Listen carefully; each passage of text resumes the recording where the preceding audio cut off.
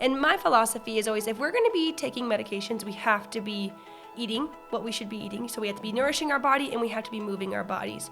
I think that in conjunction with the medications and with the lifestyle, it can be really, really effective. And a lot of people can feel really good on them. Really what any of us care about as patients, as consumers, as clients, is what really works. Is this going to be worth my time and money, or is this a complete waste of my time and money? And that's what we're focusing on in today's episode. I am joined today by our own nurse practitioner and Uplift for Her, Jennifer Falkner, and we are using our boots on the ground experience taking care of women to share with you what we actually see working. So when a patient comes in and says, I tried this, we always ask them, did it work? And so we get to share all of that information with you. We're also sharing our clinical experience of what we recommend and how often we see it work. You will not want to miss this because this is really what gets you those effective results that you're looking for. Jen is our nurse practitioner who specializes in perimenopause, menopause, hormone replacement therapy. She is certified by the National American Menopause Society and really stays current on all of the latest information, the latest and greatest we have around midlife care for women. And so we are going to share with you all of our pearls today.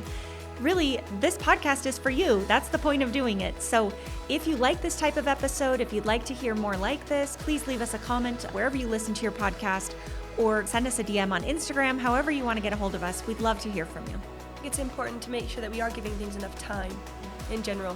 We need like 2 to 3 months for the maximum benefit of our hormones. It's a little bit different than functional medicine, but I also think that the reality of timing, it really needs to be addressed, and making sure that we all have the same expectations, with our patients and providers as well, of when things should start working, or maybe we need to try something else, or maybe we need to go to the next layer.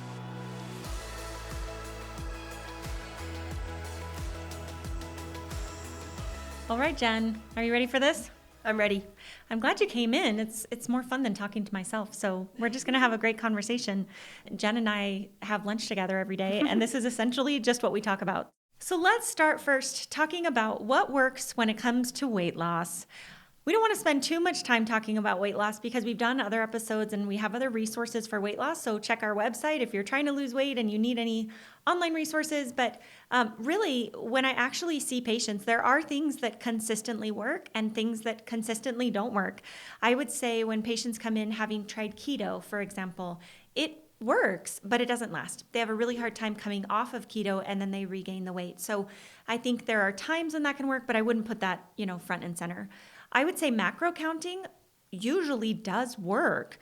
And if it doesn't work, oftentimes it's because they need to tweak their macros or because there is something else going on. So it can be a really nice first step to say, I counted macros and the weight came off, or I counted macros and the weight didn't come off. And that can give us guides to look for other things that may be causing weight loss resistance, like thyroid disorder or hormone imbalance or high cortisol levels or inflammation or something else that's keeping the body in that stuck state. So macros are an okay way to start. I do find they're very difficult for people to maintain. I have lots of patients who count macros consistently for years, but I have more patients who count macros for a time and then say, this just isn't sustainable for me. So we'll put that in the category of works, but is difficult to sustain. Yeah, absolutely. And that's been my experience with my patients as well. They say, I tried it, didn't really stick with it, didn't really love it, or maybe it was triggering for them. So not a good thing to do. Now, I do think if you are thinking, okay, I really want to get into my food and fix my food and fix the macronutrients so that my body has what it needs in the right balance, then I would do it with someone. We have a dietitian, we have a couple coaches, and they can help you through that. There's also a lot of online programs that really teach you how to count macros, and I think there's something to be said for that.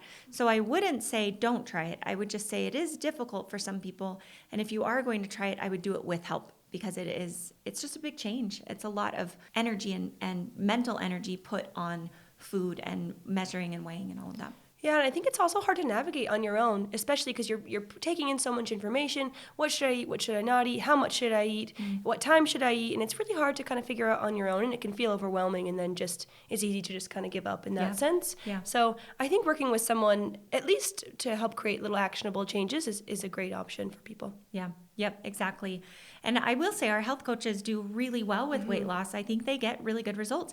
It's slow, but it's sustainable, and it teaches people what their body actually needs. So I think that can work well too. Jen, you see a lot of our perimenopause and menopausal patients who come in, and one of the things we see all over the internet is that you're probably not losing weight, or you're gaining that belly fat because your estrogen level is low, right? And so what do you tell people when they come in and they say, I can't lose weight, I think it's my estrogen? Yep, this is something I see quite a bit, and I would say it's more of a conversation than just it's estrogen. Yeah. Estrogen, giving someone estrogen, giving them estrogen back through a patch or a cream is not going to cause weight loss. It can kind of curb weight gain because it can help support metabolism, but it's not going to cause weight loss. And I think, sadly, I know. I wish it did. Yeah. Yeah, but I do think that it's an important component to our metabolism health, and then also helping with that visceral fat, because that's what's dangerous, and that's what we want to really try to hit when we are talking about weight loss. Yeah, I do think we see people come in gaining weight as they go through the late stages of perimenopause and menopause, and when we put them on estrogen, like you said, I do think it can curb that weight gain, and I think it can make the body respond better to your efforts to lose weight. So I think it can make your body, you feel better. And that's always easier to eat well and exercise when you feel better. And actually the metabolic health is better. So it does do some things to help your body. But I wish it was true that when you start estrogen, the pounds just fall back off. And that we would put in the doesn't work category. Yeah, absolutely. I think another thing also with my menopausal patients too, or in this transition, is maybe they've gained weight, but they haven't changed a single thing. Their diet hasn't changed, their exercise routine hasn't changed, but then they still gained weight. So then maybe we tried exercising a little bit harder and eating a little bit less, and still they've either kept gaining weight or they haven't been able to lose weight. And I found that definitely can be estrogen. We lose that helpful metabolism hormone, but also at the same time with that we're not getting our nutrients. I find that my patients aren't as nourished, and then that makes it really hard to lose weight when we're not nourished. So yeah, and I would say, from a nourishment perspective, again, what I wish was true is that if people get everything they need, they get enough protein, enough fiber, enough nutrients, that the weight comes off. And I wish that was true, and it doesn't. But I will say, and we'll come back to this later for fatigue, when people get the nutrients they need, they sure feel better. And I do think it decreases inflammation, and I think it makes your mood better. I think it helps you sleep better. And all of those do help your body be more responsive to your efforts to lose weight. So I wouldn't put nutrients per se in the successful weight loss category, but I do think as you support your body, it can help your body lose weight better and feel better too. Yeah, absolutely. Now, this one is a good one to talk about because this one comes up all the time, is these medications, right? GLP-1 agonists and the GIP agonist. GLP-1 GIP is tirzepatide or Mounjaro or Zepbound, right? And then the other one is Ozempic and semaglutide. Yeah. So what have you seen? Do you want to start? What have you seen with these medications and weight loss? I use more tirzepatide, and I would say people really like them. People feel really good on them. So it's hard to kind of speak out against them. I think that there's different ways that we should do it. And my philosophy is always, if we're going to be taking medications, we have to be eating what we should be eating. So we have to be nourishing our body, and we have to be moving our bodies. I think that in conjunction with the medications and with the lifestyle, it can be really, really effective, and a lot of people can feel really good on them. Yeah, I agree. I started using these maybe 2-ish years ago now, and started with semaglutide, which was more, it may have even been, it was the front runner at the time, and started with semaglutide according to the conventional dosing of weight loss, medical weight loss training, and did have some success with that with patients.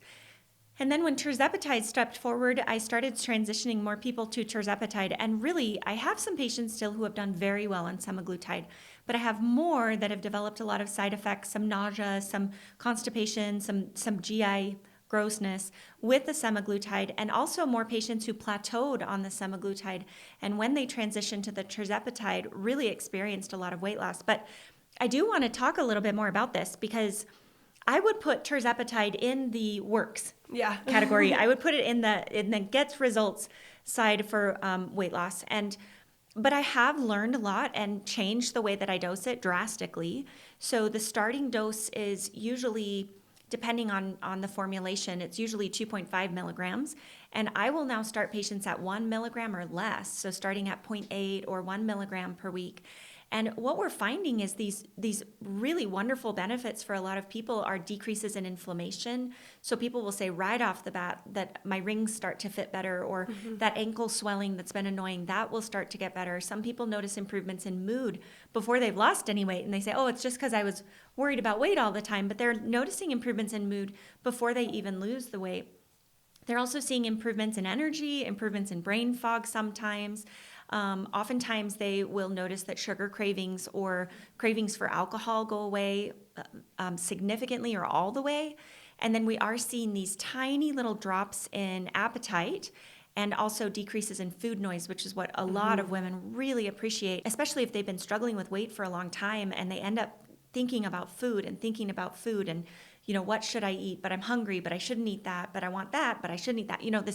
This guilt and this shame thought process that comes up it can be pretty all-consuming for our brains. And a lot of people will say, I feel like I got my brain back. I feel like I can just, I'm hungry, I want food, I go and eat food, and then I don't think about it again until I'm hungry again.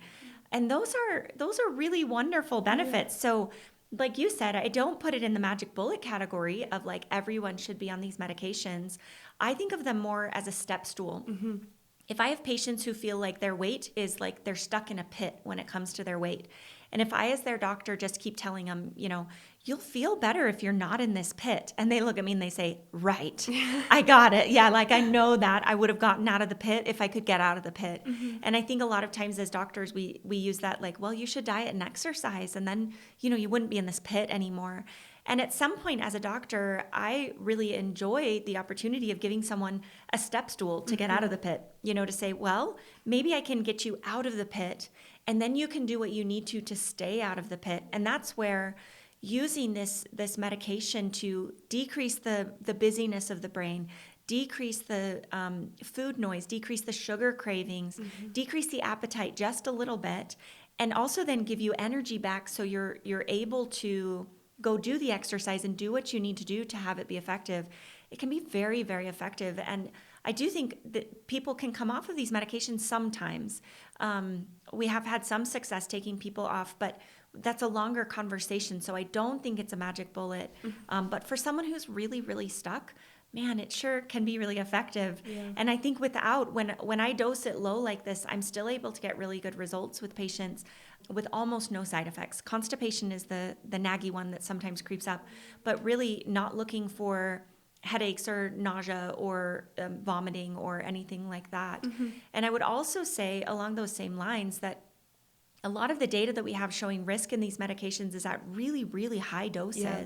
And so as we're using these lower doses, people really do feel quite good. I'm not saying everyone should go out and start them, but for people who really feel quite stuck, I think it can be really beneficial, and it will be really interesting to see over the next coming years. There's lots of other small studies going on right now looking at benefits of lower doses of especially tirzepatide and some newer medications similar to tirzepatide, looking at improvements in early stage dementia, cognitive health, depression, anxiety, autoimmune disease. There's kidney health. There's a study showing improvements in kidney health with these medications. So I think I put it in the works category, and then we'll kind of see how it evolves.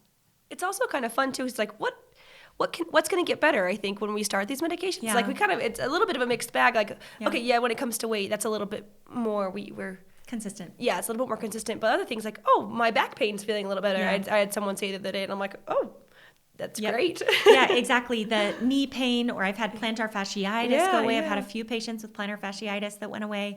And it's really nice to see these anti-inflammatory effects. I think are really nice. Absolutely. Awesome. Now, along those same lines, what about these weight loss supplements? There's all sorts of supplements out there that are saying they mimic the GLP-1 medications, that say they are GLP-1 agonists of their own right, mostly plants or herbs to support these GLP-1 receptors. I will say I have had a couple patients say that they've had benefit there. I don't think they're anywhere near as effective as the medications.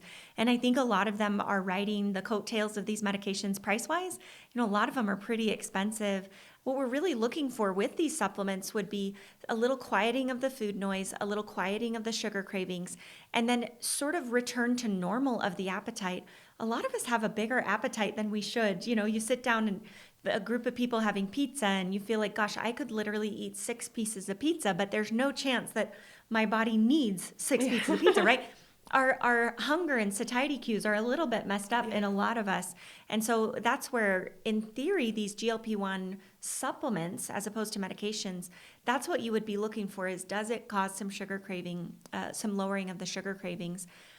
I can't say that I've been super blown away by any. We've used here the orthomolecular high phenolic.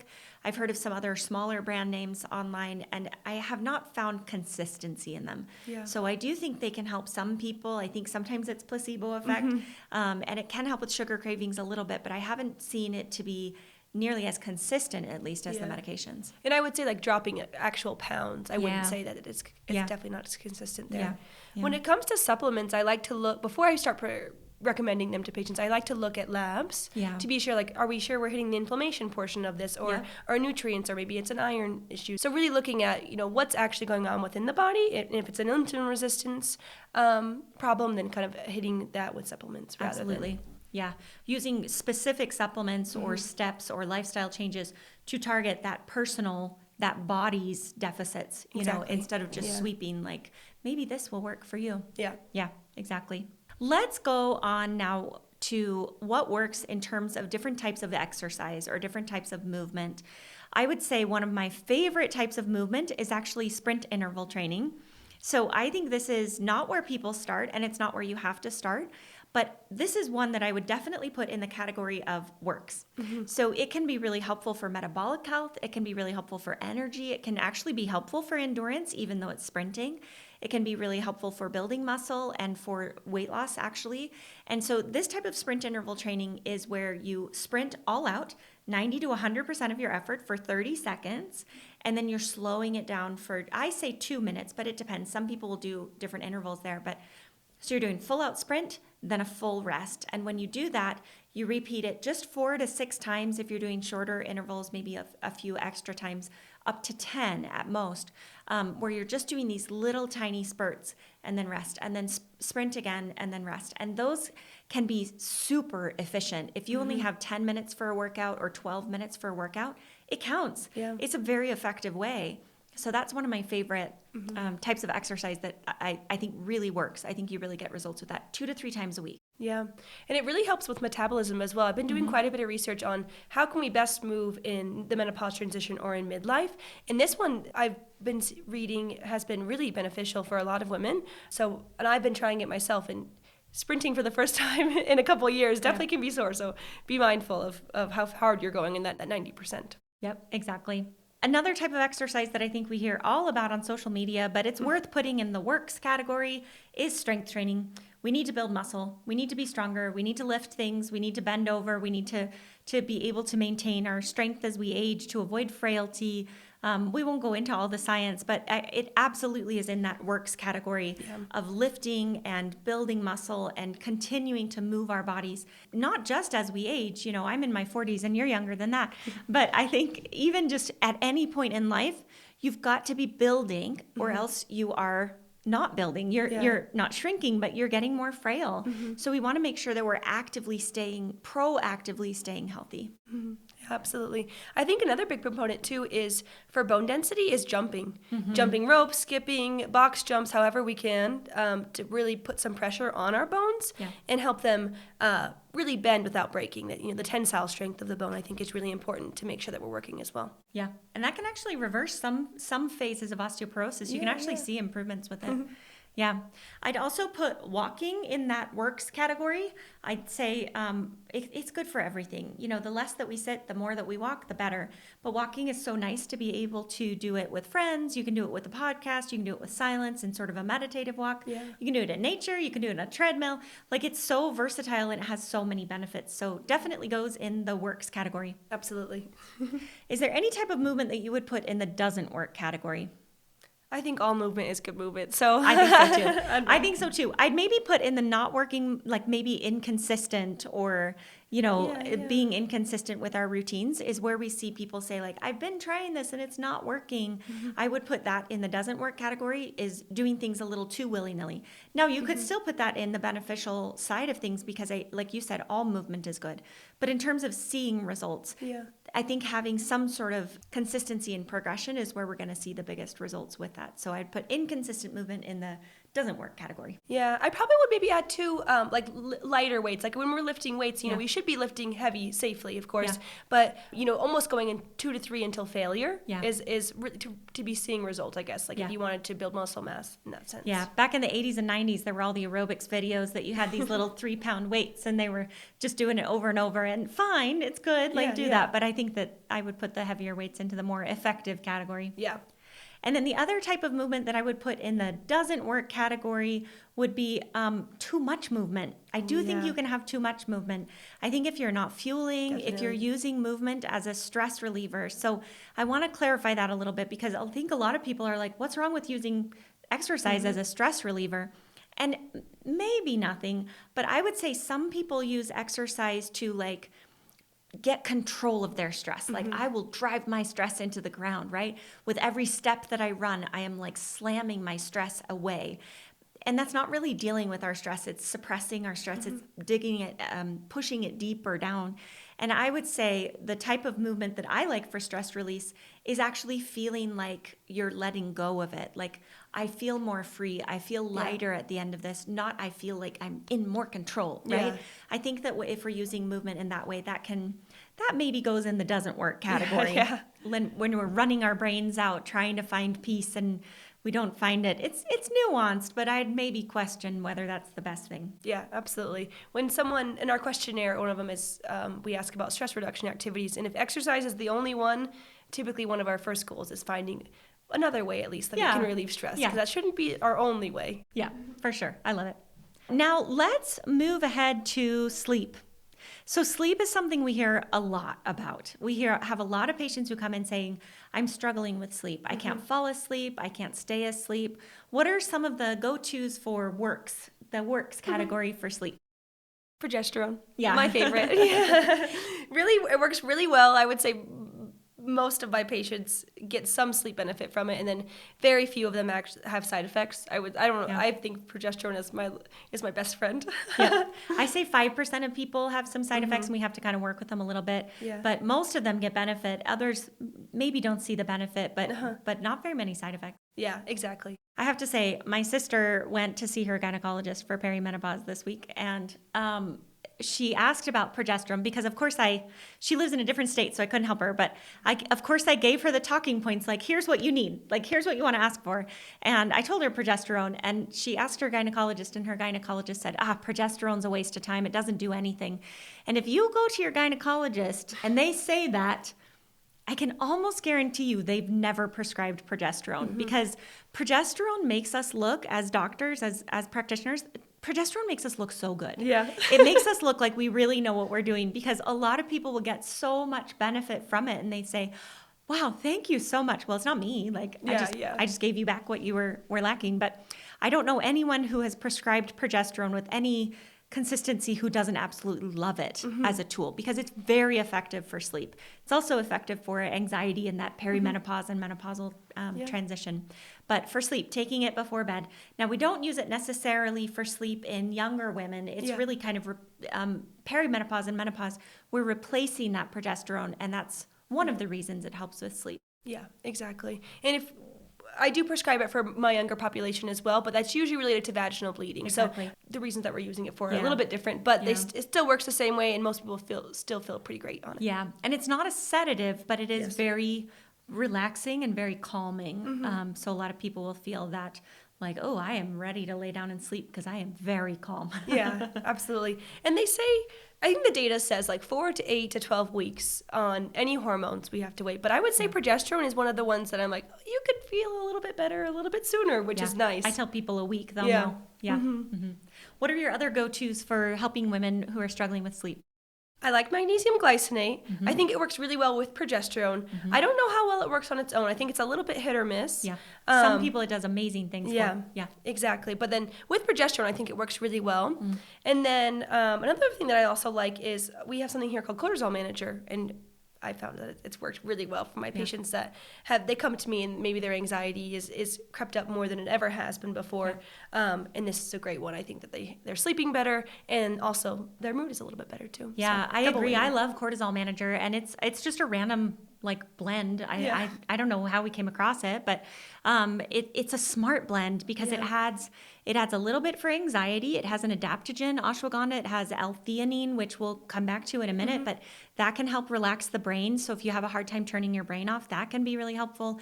And then it also has a couple more calming combinations. It has magnolia and passion flower, which leads me to my next, which is just passion flower tea is one of my favorite things for sleep. It's mild. It's not going to knock you out, but I love that I have a passion flower tea that's blueberry and passion flower, so it's very fruity, which is kind of the only tea that I really love. So I brew it double. It tastes like juice. But that passion flower can be really relaxing, and I think you add to that a little ritual of some loose leaf tea and, brewing your tea and sitting there and just waiting for it to be ready and then having your hot beverage. Like, I think that ritual combined with the little relaxation that comes with the passion flower, that can be super effective as well.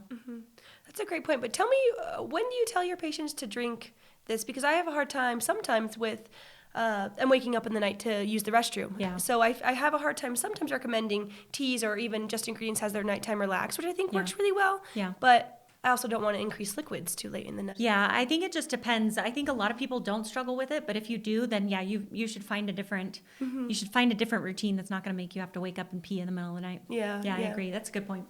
And then when it comes to routine, I love circadian rhythm balance. I think this is really important. Yeah, explain how we do it. Yeah, so what we're looking for our circadian rhythm is making sure that our internal clock basically aligns with the outside world. So what I like to talk about is when the sun goes down, we really start to dim those lights. We draw our blinds, we dim the lights, and we start to limit screen time as well. And then I like about an hour before bed to have my patients start to create a routine. It doesn't really matter to me what it is. It can be stretching, it can be reading, it can be journaling, it could be brain dumping to their partner. It doesn't really matter to me what it is. But at least an hour. And then we're really, at night, no light, because that can suppress melatonin secretion. And then... Or red light if you... Yeah, or red light. And then trying to limit noise as well. So some people they like to fall asleep to the Calm app, but I like no light and no noise. And then when the sun comes up in the morning, we open up all the blinds, maybe we go for a walk, we get bright lights to the eyes right as the sun comes up. And then I also think there's something to be said about watching the sunrise and the sunset. The colors of the sunrise and the sunset can just help our brains kind of, okay, we're awake, okay, now we're winding down for the night. Yeah, I think that's exactly right. I think, so going back for sleep, in the works category, I would put progesterone, I would put magnesium glycinate, I would put cortisol manager or other similar formulations. Adaptogens like ashwagandha are in there, but certainly you could do that separately. Different herbal formulations like passion flower, magnolia, valerian is another one, hops is another one. So there's plenty of different formulations that have those herbs in there. And then also that circadian rhythm balance, I would put in that works category. I would say if I was going to have a third category of works but is annoying, I would put maybe circadian rhythm balance in there. Not annoying, but it's not easy to do. No. I think it's hard for me to turn my lights off, and it's hard for me to set aside that time, especially because that is my time, away from work and away from kids, and that's kind of that time that I have to decompress. And sometimes our decompression is through watching a show or through scrolling, heaven forbid. I am big at scrolling at night, and I am working on it because I do think it gets in the way of everything. But there is a hierarchy there. I think having, I think having all of those circumstances is wonderful, and we should strive for that. But I would experiment and find what works best for you. I think that dimming the lights and kind of, we call it at my house, putting the house to bed is what I'll tell the kids. Oh, cute. Is like, what do we do just to kind of get ready to calm down? I think that can be helpful. And then there is a hierarchy to different types of light. So our phones are the worst because of the amount of blue light, but also because of the way we interact. So it's super quick and scrolly and flashy and lots of information, rapid fire. Whereas an iPad has a little less, and then a TV screen is going to be a little bit better, partially because we don't interact with it. So if you are going to, if you can't completely get rid of screens at night, could you watch a show or something relaxing instead of scrolling the news and the politics right now on social media? Definitely. And I also recognize too, there's plenty of people that work night shifts. I worked night shifts for years. So I do circadian rhythm isn't everything. It's rough. It's rough. But I still put it in the works category. Yes, yeah. It is very effective. It's just tricky to do. Yeah, absolutely. The other thing that I would put in that category, and I will say, if people have trouble sleeping, there are really good resources for sleeping. I mean, sometimes it takes a while to get through which one works, but we can usually get people sleeping. One of the things, we talk about magnesium glycinate, but glycinate is the glycine portion attached to the magnesium. You can take glycine. You can just take glycine. That can be really helpful for sleep. Tart cherry juice is not my favorite. I haven't found it to be super, super effective, but some people will find that to be helpful. And then I would also put cognitive behavioral therapy. So CBT, there are CBT programs specifically for insomnia, and they're retraining the brain's approach to sleep. And those can be very effective for really terrible insomnia.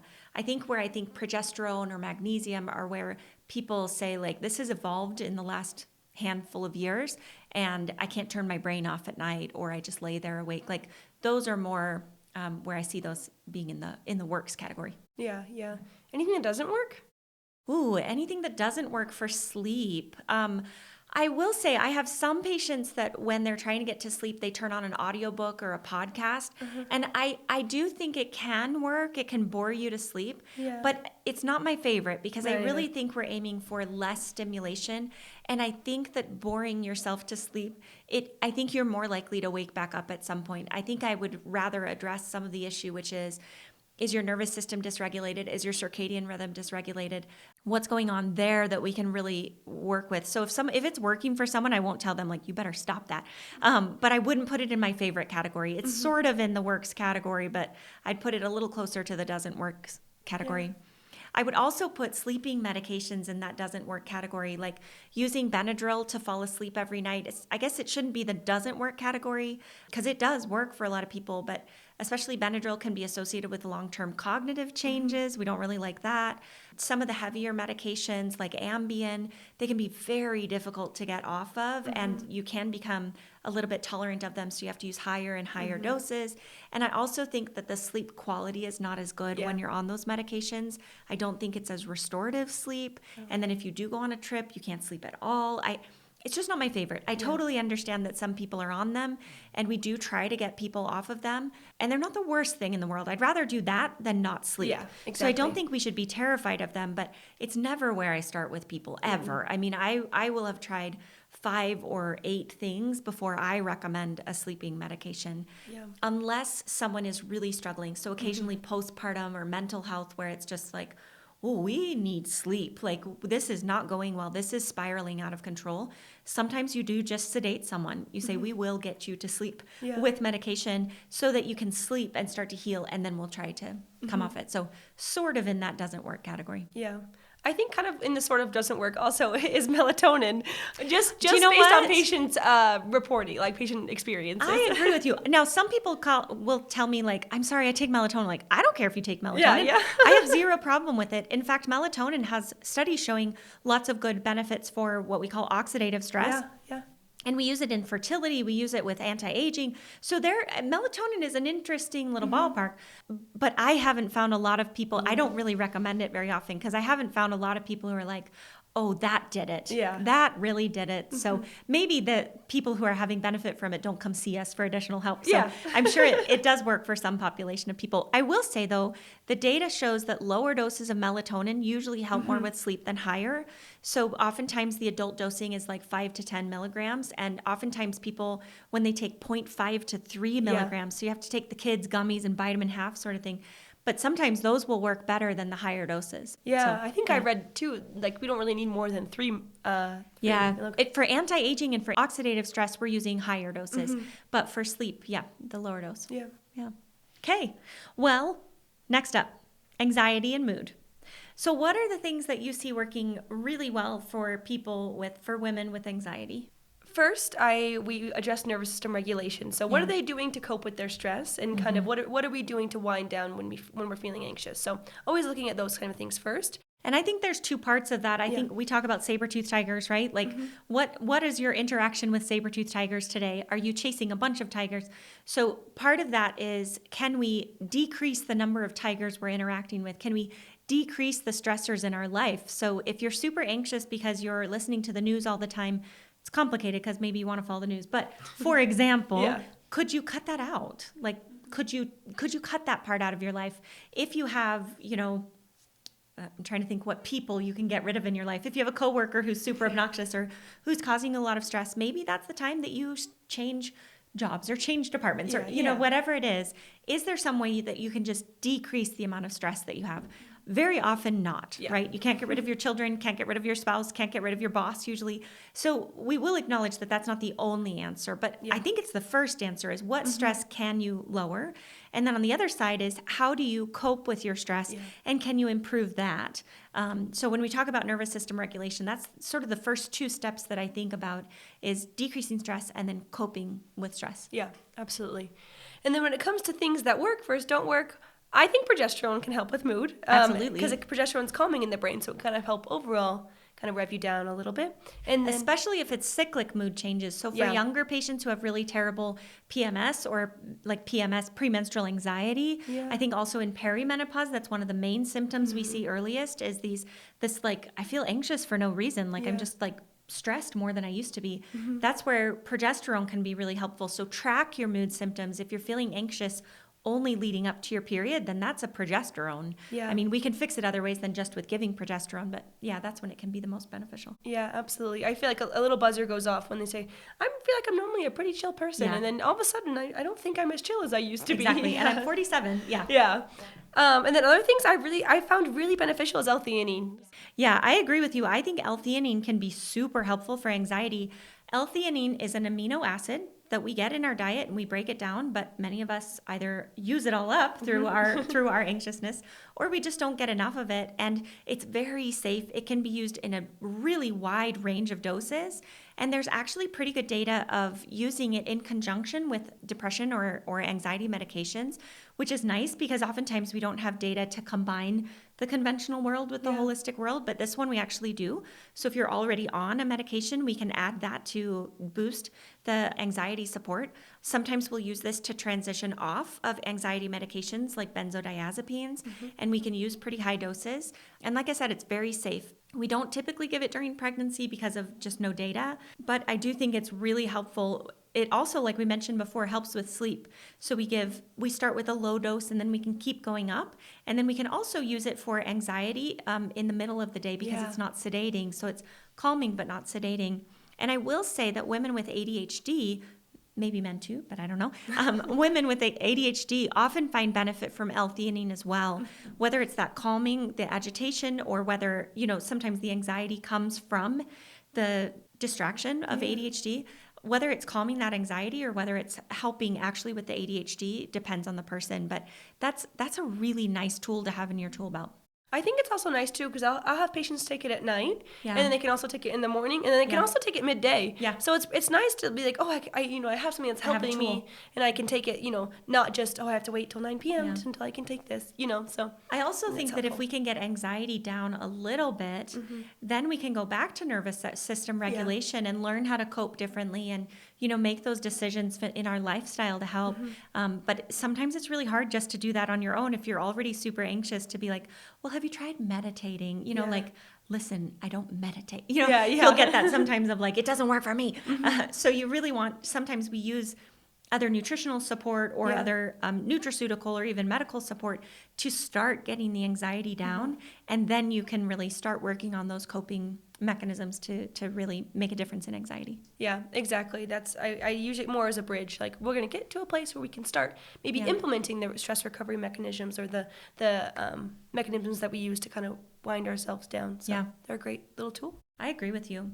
Yeah. I would also put in the works for anxiety category, I would also put a trial off of alcohol and a trial off of caffeine. I recommend to almost all my patients that we do a trial for about a month.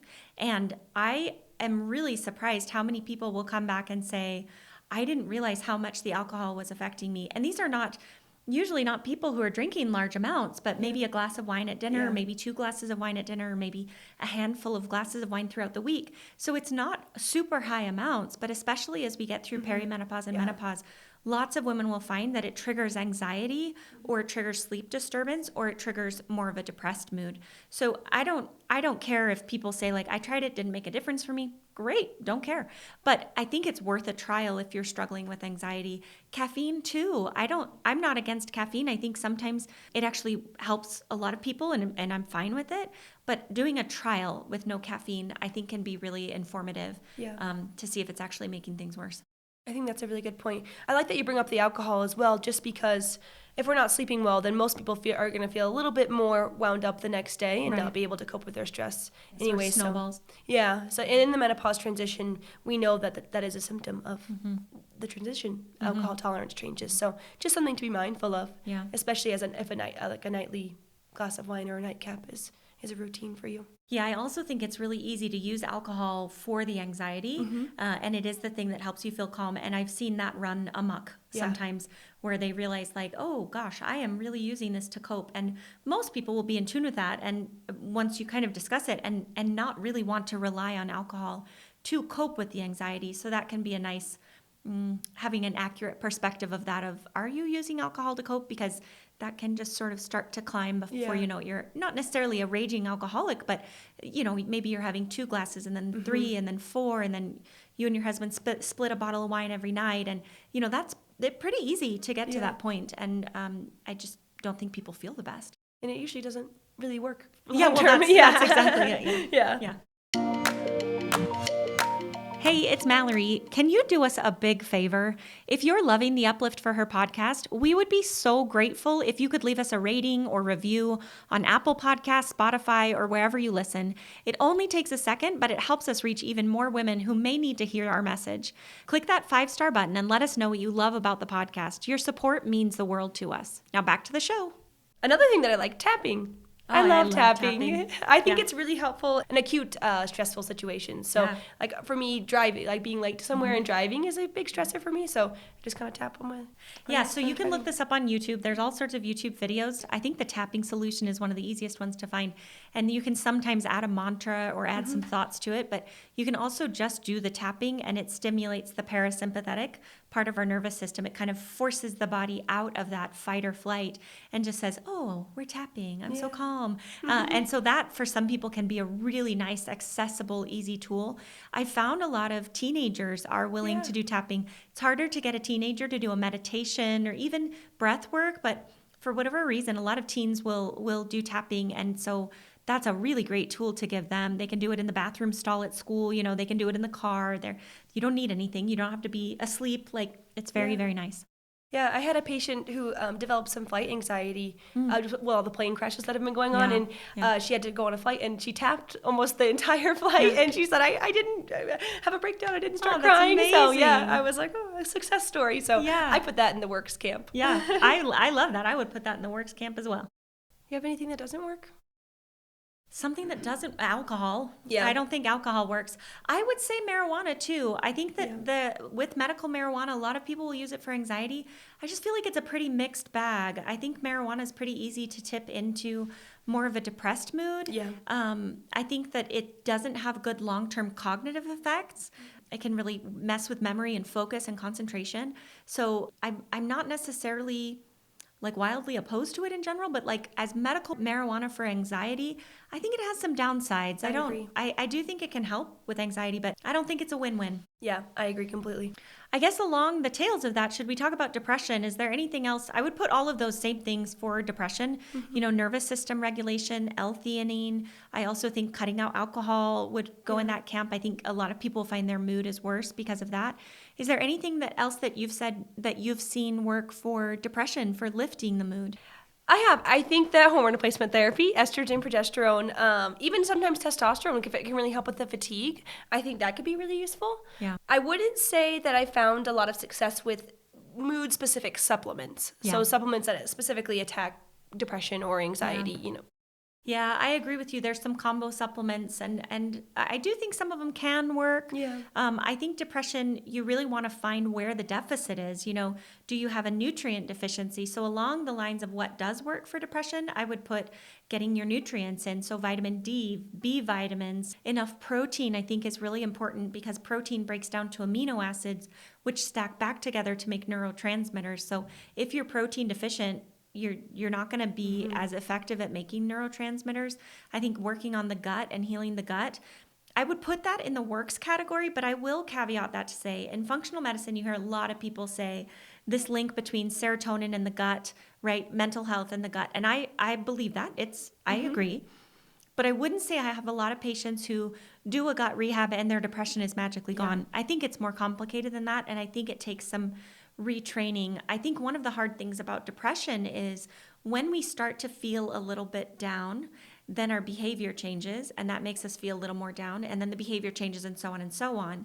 And so if we're fixing one part of that, then we have to retrain the behavior. So for example, if our behavior makes us more contracted, we're not as social, we're saying no to more of our engagements, we're not interacting with people as readily. If we just boost your mood a little bit, but we don't retrain that habit, then that can keep you stuck. Yeah. So depression can take a little bit. It can take a little bit of both boosting the body and the brain, and then retraining a little bit to say, right, now I'm going to be social because I feel like I can, instead of just staying in the habit of not being social. Yeah, and then of course I think it's always really important to notice these symptoms in accordance with your cycle if you're still cycling, because sometimes it could be a PMDD and be a little bit more severe depression that really needs to be addressed, and there's a couple different ways that we can do it, either conventionally with birth control or antidepressants, or a little bit more functional with maybe progesterone or other supplements. So I think that's important too. Yeah.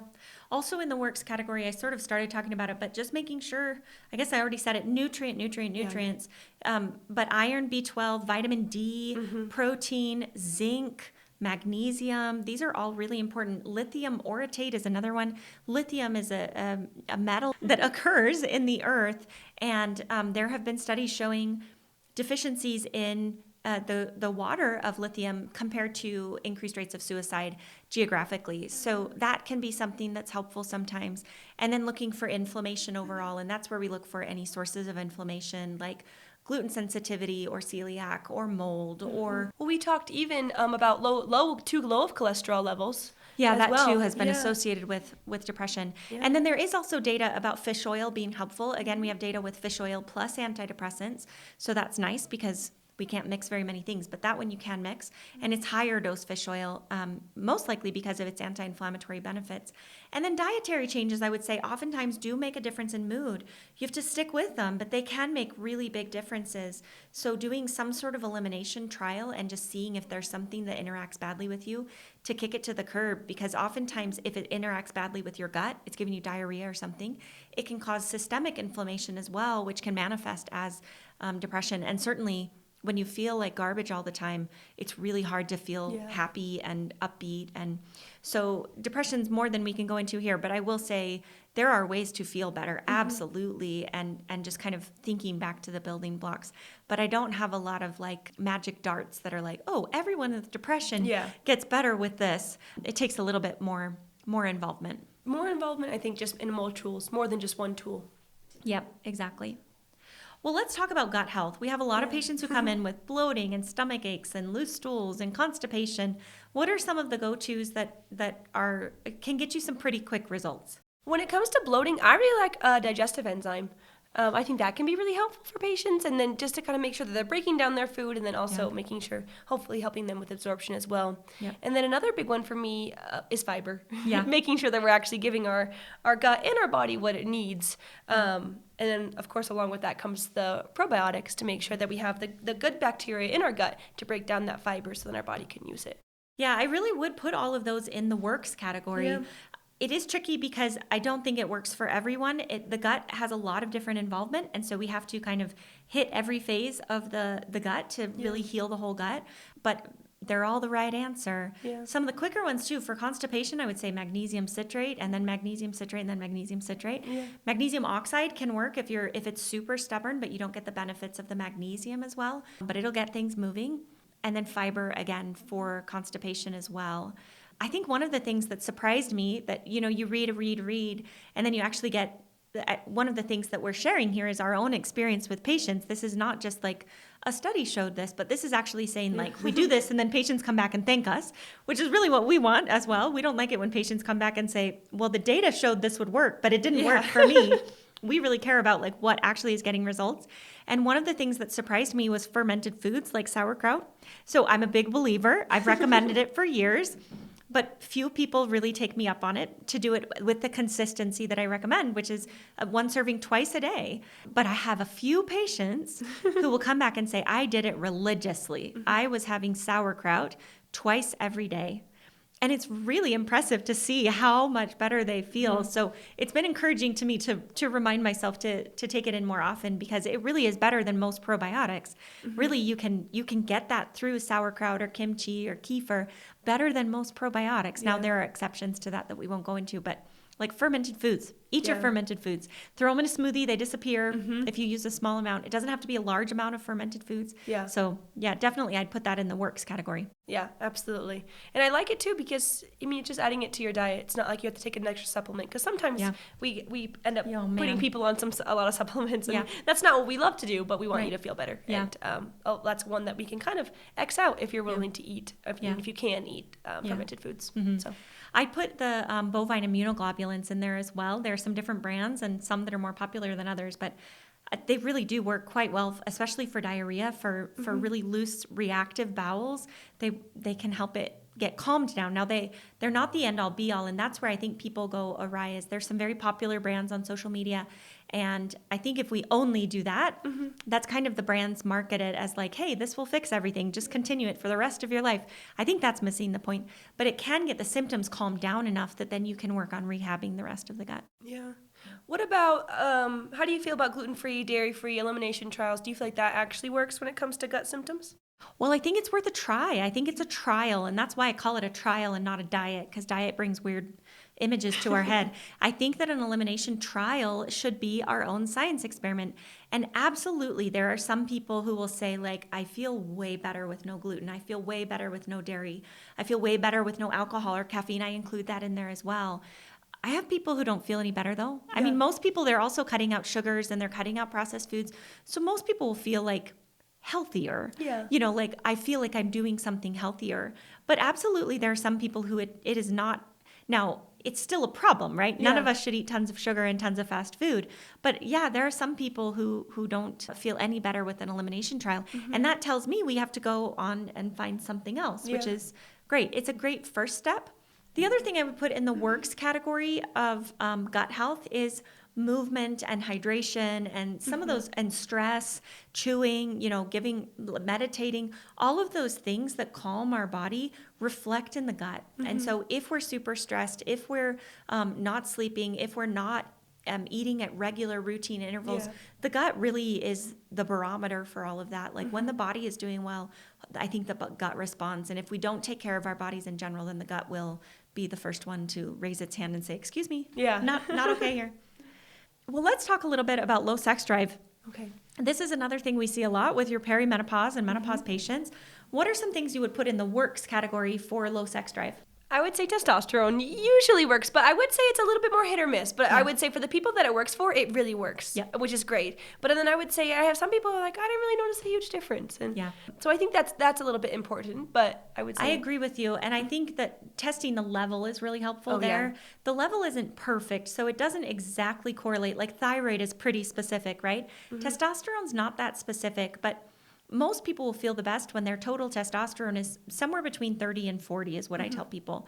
So if your level is 6 or undetectable, there's a decent chance that you're going to feel okay. Now, if your level is 35 or 30, are you going to feel that much better? I don't know. Yeah. But I agree with you. I think it's 50-50, even for the folks who are low. Some of them say, like, you changed my life. Yeah. And others say, like, I don't notice anything. So I love testosterone. I don't think it's, like, the end-all be-all. Everyone should absolutely be on it. I think it's a little more hit or miss, but happy to try it for people because I think that's the only way to know. Yeah. And then when it comes to testosterone, too, I think there is a lot of misconception, too, because it's really safe as long as you're being dosed appropriately. Exactly. It's a little tricky when people are being dosed too high, and then maybe they like the energy that they're feeling, but then they're having a lot of negative side effects, maybe like acne or hair loss or oily skin, you know. And I would put that in the doesn't work category is testosterone pellets, although I'll put an asterisk there. The testosterone pellets inherently are higher dosed because they give you a big bolus and then they stay in your muscle for 3 months and then the dose goes down. But in order to do that, you have to get this big bolus dose. And some people feel amazing for a little while, but then they can get hair loss, they can get other issues. So I do think the only circumstance that I really like that I would consider testosterone pellets is if you've been super stable on your testosterone level and then you're transitioning there. And even then I would be a little bit cautious with it. But I think guessing at the dose with a testosterone pellet is not a good idea. Yeah. And I would definitely put that in the doesn't work category. Yeah, absolutely. I agree. What else do you put in the does work category for sex drive? I think some homeopathic tinctures. I think they're still a little hit or miss, though, too. Put it somewhere in the middle. Yeah, somewhere in the middle. And then there are some medications, Addyi or Vyleesi, but I haven't had a lot of people try them because they've just been hard to get covered and they're a little expensive. But I think the data has shown that they're pretty effective. I haven't had a lot of patient experiences. What have you had? I agree with you. They're a rough sell for me because the data is consistently okay. So it's consistent that the results are okay. And I don't think they're super risky. I think some of them are annoying, like the Addyi is a daily medication, but I do think it can work. So for someone who has access to it, whose insurance will pay for it, or they get a reasonable price on it, I don't think it's a bad thing to try. The data shows that it increases the number of pleasurable sexual experiences by 2 to 3 per month. So if you're having 0 per month, then that 2 to 3 sounds okay. If you feel like your sex drive is low, but you're having sex 4 times a month or 4 times a week, then that may be less of a worth it sort of situation. But I think it's a reasonable thing to try, especially if your insurance pays for it. I think Vyleesi is the same way. The nicer thing about Vyleesi is it's just as needed. Yeah. So if you're only planning to have sex every occasion, then you can use it at the time. The downside, it's an injection. Yeah. So some people get spooked by that of like giving yourself an injection to go get ready for sex. But just like an hour before. So there's a little bit of timing involved with it too. So but it lasts a while. So you could kind of get ready. Definitely. But I'll put that in the works category, but I do think the cost of it is a little bit annoying. Yeah. It's a little bit more difficult. There are coupons and there are ways to get it from the company that are a little bit more affordable. So you have to dance around it a little bit, but I do put them in the works category. I put estrogen there too. Definitely. So we think about testosterone. Some people will get big improvements in their sex drive with estrogen, some not, but some definitely do. And then I would also think about, when we think about low sex drive, I would really think about the experience of sex. You know, if it's a miserable experience, chances are it's not going to help your sex drive. So I put vaginal estrogen there. If you're having a lot of vaginal dryness as you're aging, but not just aging, there's lots of people who have vaginal dryness for low estrogen, like postpartum, or for other women whose estrogen may be low who are struggling with their periods. Vaginal estrogen is very safe and very effective for vaginal dryness. And if you can avoid vaginal dryness, then that's not going to hurt your sex drive. Right? That's going to make it at least easier to want to have sex if you're enjoying it. And I would also put in that category of a sexual lubricant that you like. I really like coconut. It's a really good sexual lubricant. It's a really nice consistency, and you don't have to worry about sensitivity to the skin or any gross ingredients. We looked at some of the ingredients of some of the other lubricants the other day, and we put them through the EWG app to really look at each ingredient. Yeah. And there is a startling number of terrible ingredients in sexual lubricants. You apply it directly to the vaginal mucosa, the vaginal skin, and that absorbs really, really well. So it's a little bit scary to think that there are lubricants that have gross stuff in them. So I really like coconut for that, and anything that you can do, including vibrators or talking to your partner or really understanding what is it that I don't like about sex. Yeah. That can help with sex drive. If it's an unpleasant experience for you, it's not going to increase your sex drive. So really looking at the experience there. You should talk about gas pedal, brake pedal. I love your analogy. There's a really great book. It's called Come As You Are, and it's by a sex scientist. And she uses an analogy that I really find helpful. She talks about the gas pedal and the brake pedal. So really thinking about your sexuality, what might be keeping you from putting more gas on the gas pedal, and then what might be putting too much on your brake pedal. So brake pedal is a little bit easier to think about. It would be pain is a big brake pedal, right? I think prior unpleasant sexual experiences can really put the brakes on. Fear, tension, stress, all of those are going to grocery lists. Yeah, many things go here. I tell people, if your husband didn't help with the dishes that night, that's going to be a big old brake pedal. If there's something that bugs you in particular, like if there's he uses a cologne that you don't like and he thinks he's doing great every time, and every time you're like, oh, I hate this. Those are all big brake pedals, and you might not even notice that those are that big of a deal. But if you can stop and think, what is like slamming on my brakes? And then the gas pedal would be things that really you can add more fuel to the fire. I would put testosterone there. I would put estrogen there. But I would also, this is sometimes hard for us as women. I think stereotypically men grow up feeling more sexual. Now that's of course not at all true across the board, but that's the stereotype, right? Men think about sex all the time and women never do.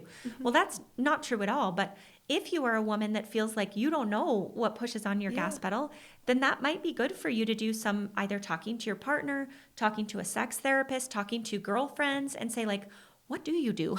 A lot of us don't necessarily have endless amounts of things to try to find that push on our gas pedal. And so it can be helpful to talk to other people and say, well, I did this, or I like this, and really just seeing what helps with that. That can be with regards to sexuality, but it can also be everything around sexuality. So that could be maybe you like to feel sexy and like lingerie. Maybe you hate it because you're cold.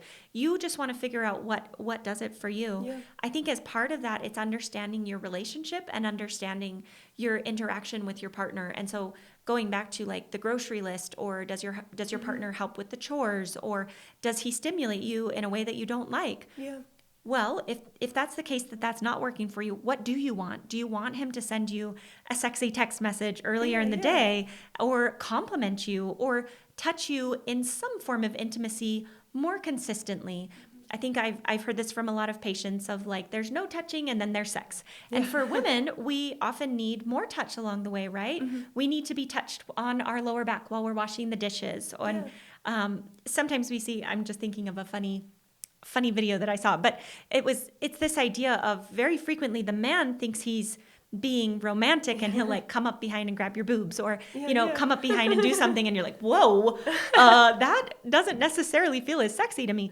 But for men, they think they're really doing it. So your relationship may be different, and the key is to say what really works for you. If that doesn't work for you, then what does? Don't just say, well, that doesn't work for me. Well, what do you want?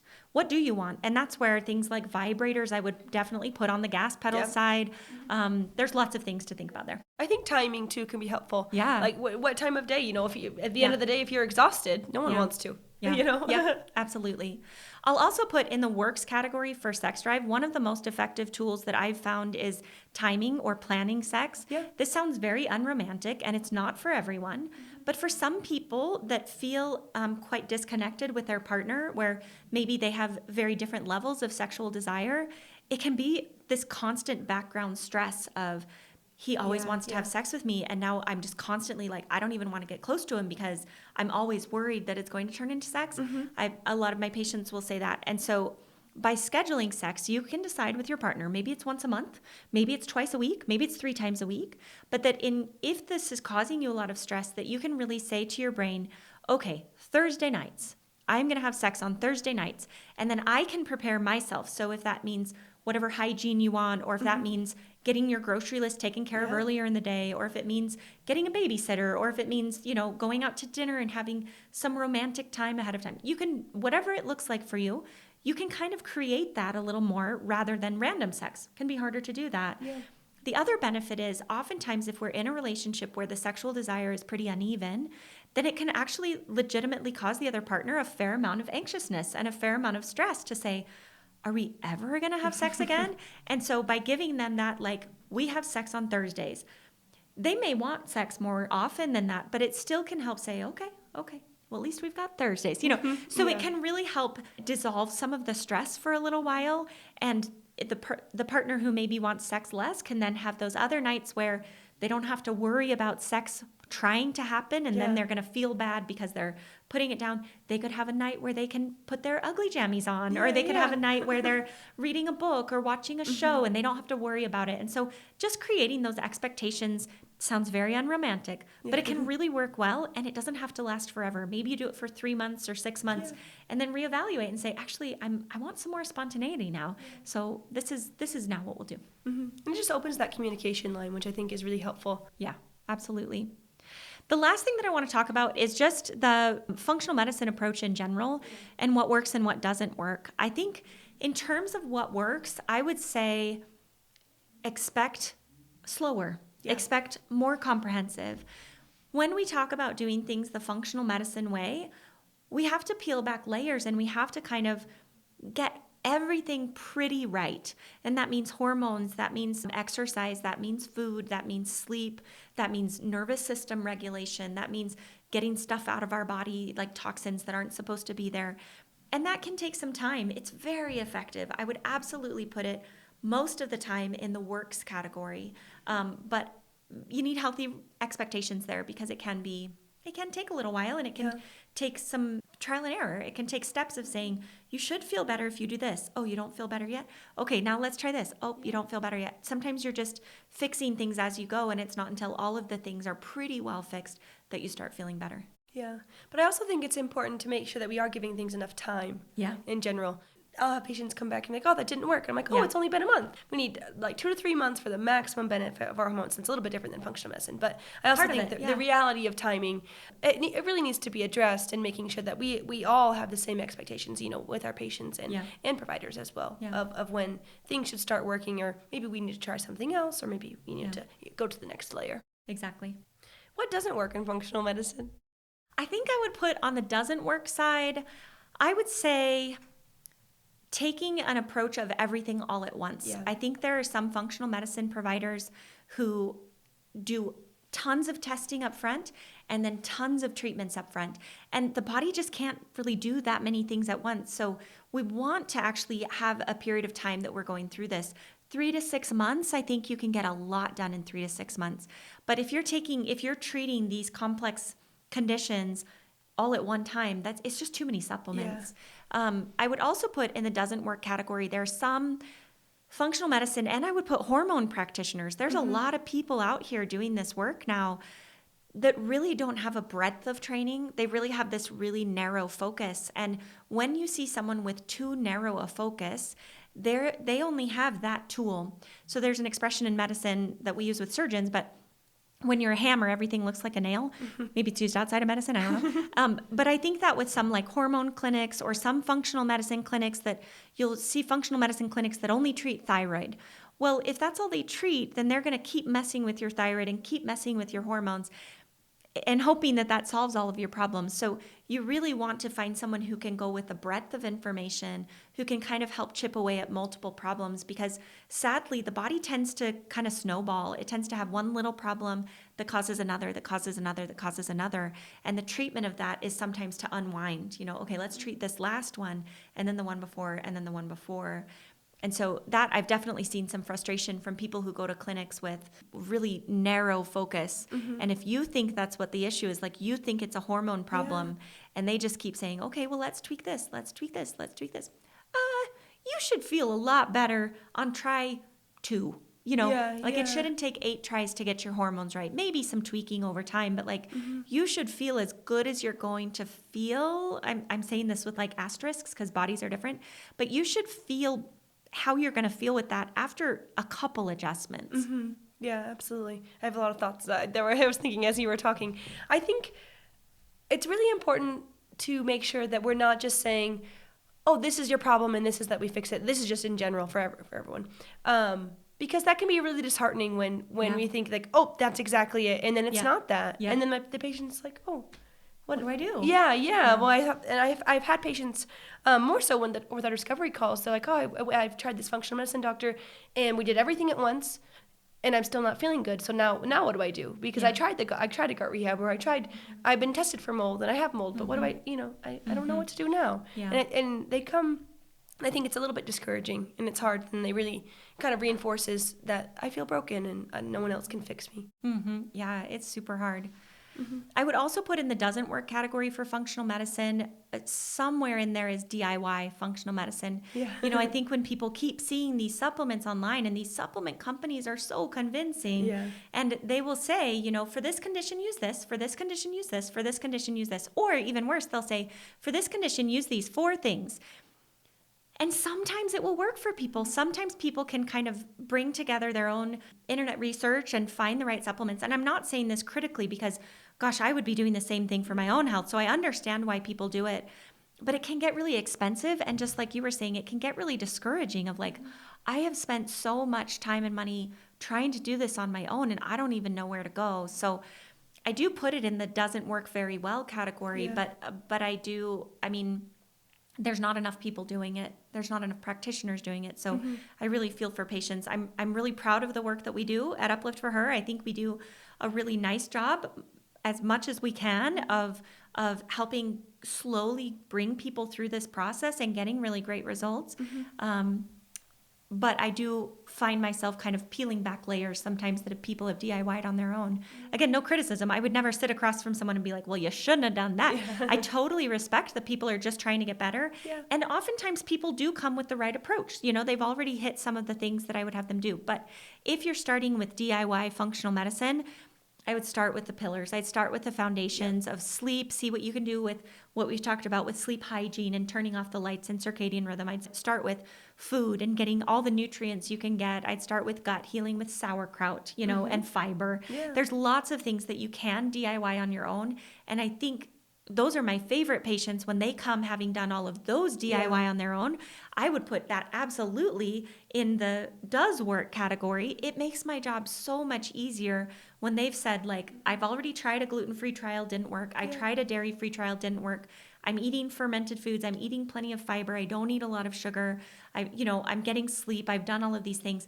And then they tell me this is what's not working. I love it. Some people are like, oh, they're going to be so bugged with me. No, give me all your complaints. Give me all of your symptoms. Once you've done that, it just saves me so much time. Then I can just dive into the medicine piece, the piece of like, do you have a nutrient deficiency? Do you have, mold? Do you have some dysfunction that we need to repair? Then I can just dive into that instead of starting with like, well, have you tried eating more protein for breakfast? Super happy to tell you that. So if you have an appointment with me, don't worry if that's what I tell you, but it just saves time. These are things that you can do to start feeling better on your own that will make the functional medicine experience a little more efficient.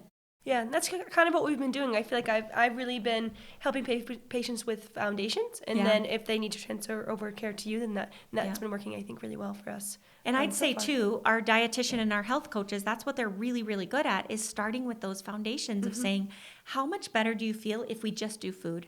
How much better do you feel if we're just moving and meditating and eating and, doing those basics? And then whatever's left, then let's deal with your doctor. Let's really dive in further.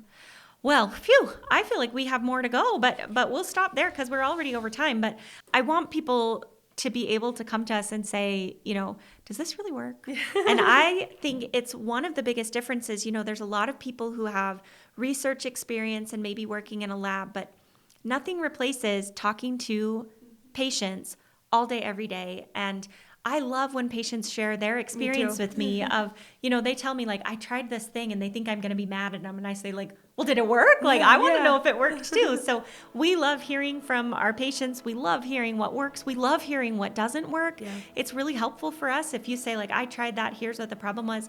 This is one of the ways that I feel like I have become hopefully a good doctor. What I think is a good doctor is I have always made it an effort as much as I could to really listen to patients and say what's working for you and what's not working for you, because our patients are the very best educators we can have.